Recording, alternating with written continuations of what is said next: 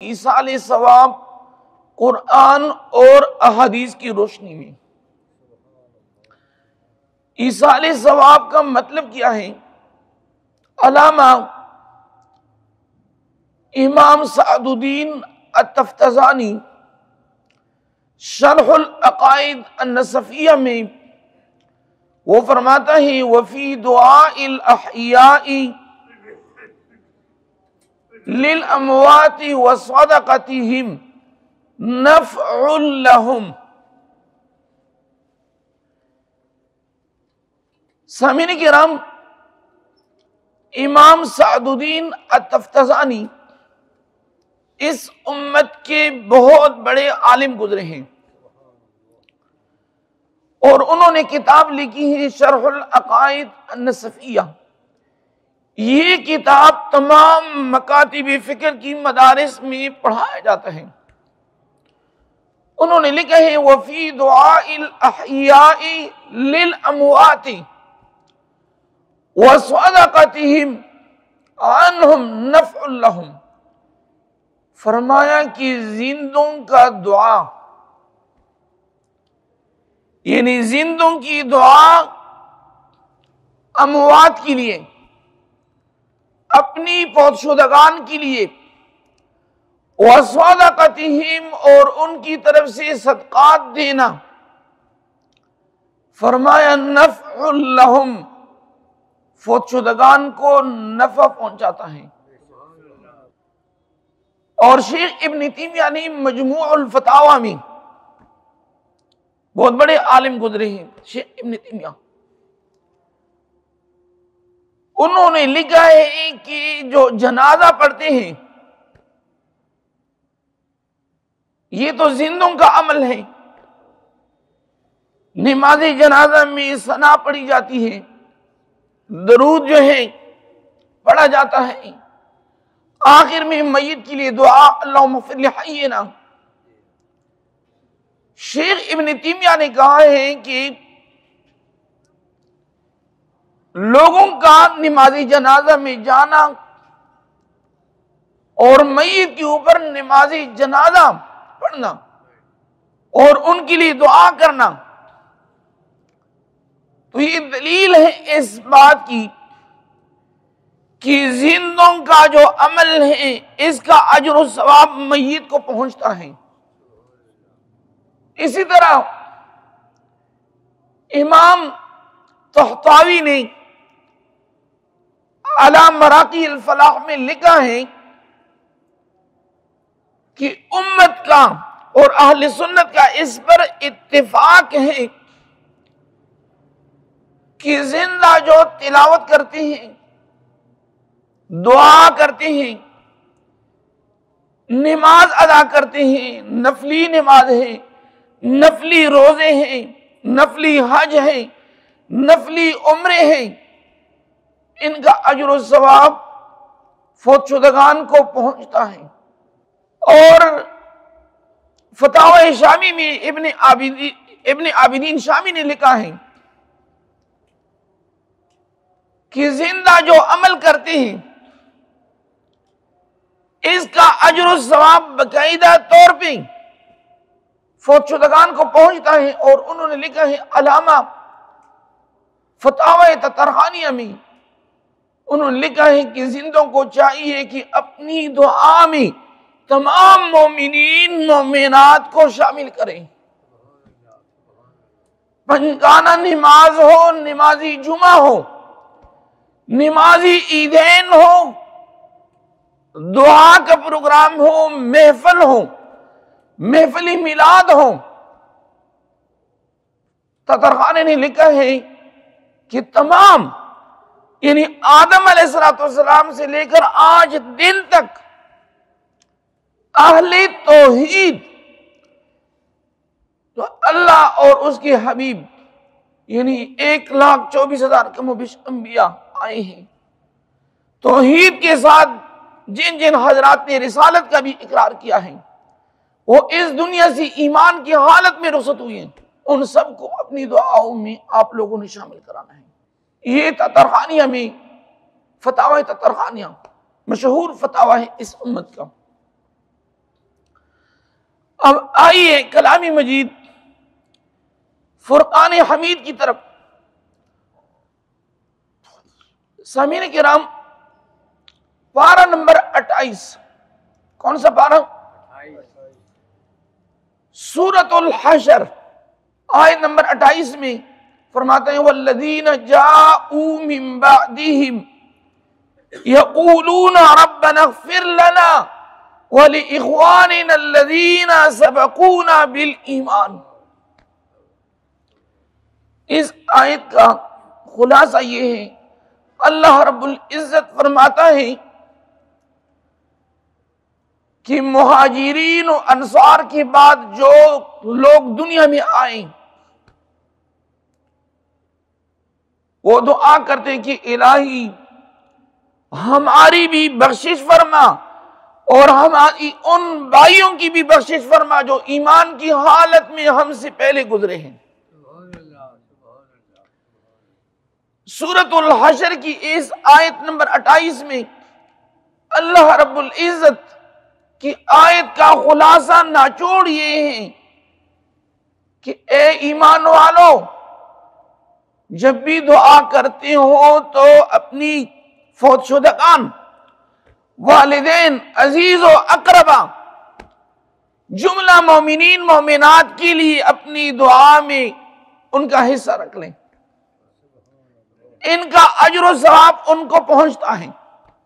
اور سورۃ الزاریات میں پارہ نمبر 27 میں والذین آمنوا واتبعتهم ذریتهم بإیمان الحقنا بهم ذریتهم وما ألتناهم من عملهم من شیء۔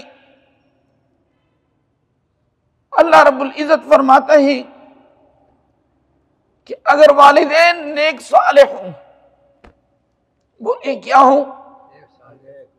والدین دنیا سے چلے گئے، ان کی اولاد دنیا میں آ گئی لیکن وہ فاسق فاجر ہیں، والدین کی طرح نیک صالح نہیں ہے، دیندار نہیں ہے، لیکن اولاد نے والدین کی پیروی کی ایمان کی حالت میں، یعنی پرانے عقیدے کو ہی اختیار کر لیا۔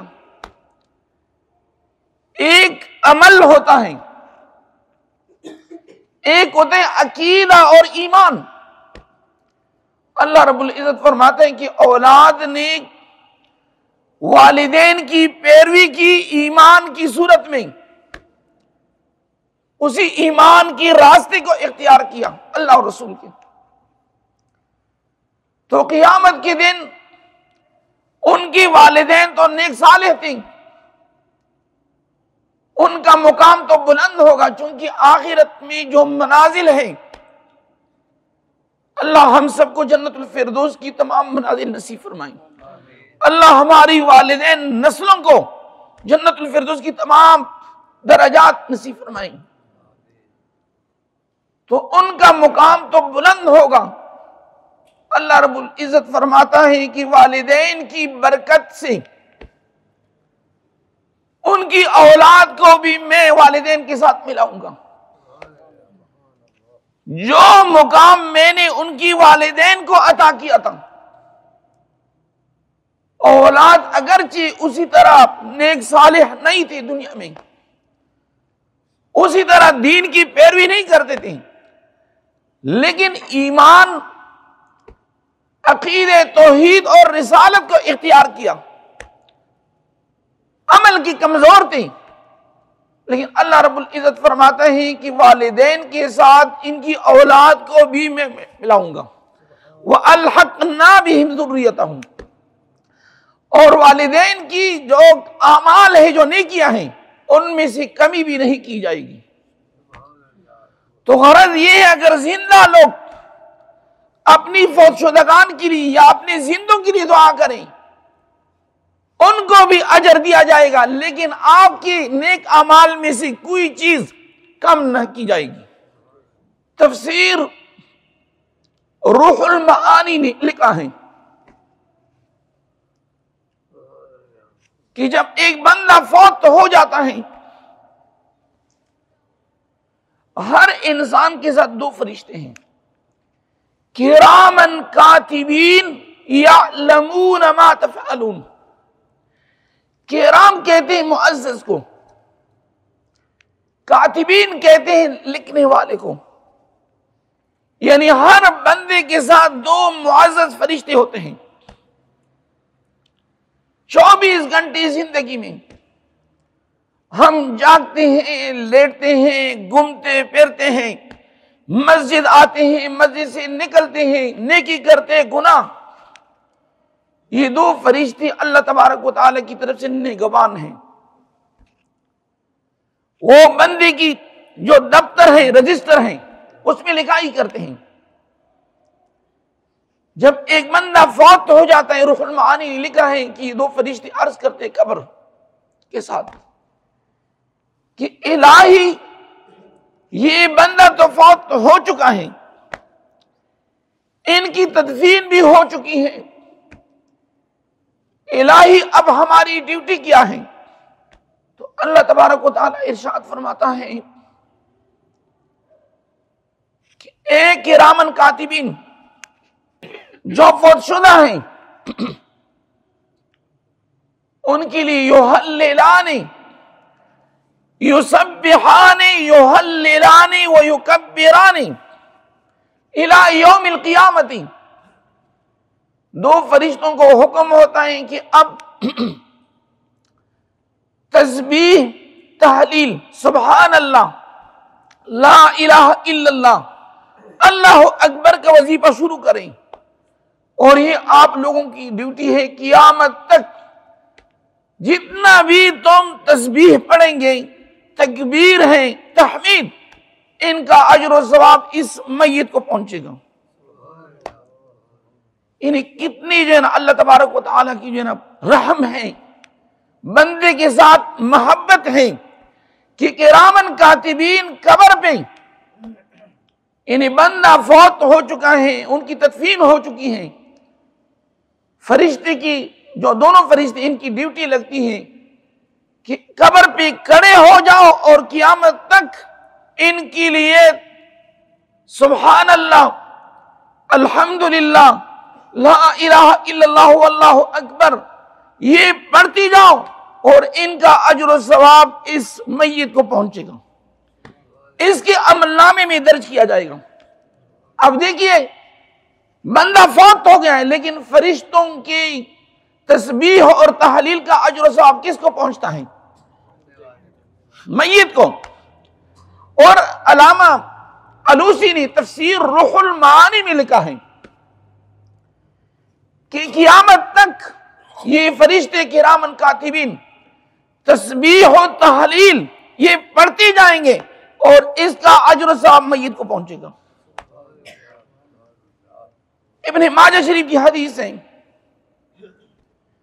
عن ابی ہریرہ رضی اللہ تعالی عنہ قال قال رسول اللہ صلی اللہ علیہ وسلم ان مما يلحق المؤمن من عمله وحسناته بعد موته. حضور علیہ السلام نے فرمایا کہ چند چیزیں ہیں مرنے کے بعد بھی ان اعمال کا اجر و ثواب قبر میں میت کو پہنچتا ہے. نمبر 1، علما علمہ ونشرہ. ایک بندے نے علم حاصل کیا، پھر اپنی علم کو معاشرے میں پھیلایا، کتابیں تحریر کی، نماز کی کتابیں ہیں، نماز مترجم ہیں. ادھر آپ لوگوں نے سنا ہوگا بیر شریف میں پیر کرم شاہ الازہری رحمت اللہ تعالی علیہ، وہ ایک واحد والد نے ان کو جامعۃ الازہر بھیجا، اور آج بھی ان کا جو کمرہ ہے جہاں سے انہوں نے آغاز کیا ہے، اور آج ان کی مدرسے میں تقریباً 50,000 سے زیادہ طلباء اور طالبات وہاں پہ پڑھ رہی ہیں. حضور علیہ السلام نے فرمایا کہ جن اعمال کا اجر و ثواب ہمیشہ کے لیے جاری رہتا ہے، اس میں پہلے نمبر پہ علم ہے، علم نافع. دوسرے نمبر پہ ولدن صالحا ترکہ، بندہ فوت ہو گیا لیکن ان کی جو اولاد ہے وہ نیک صالح ہیں،